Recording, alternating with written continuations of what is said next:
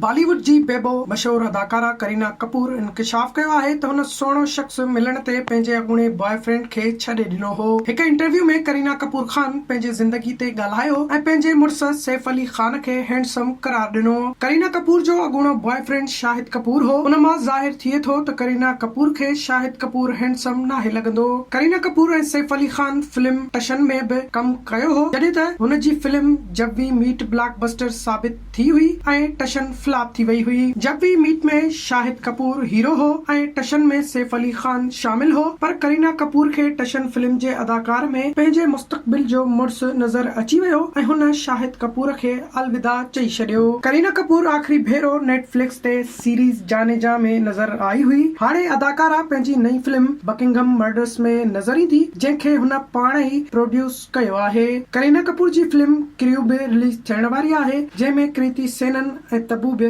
नज़र ईंदियूं।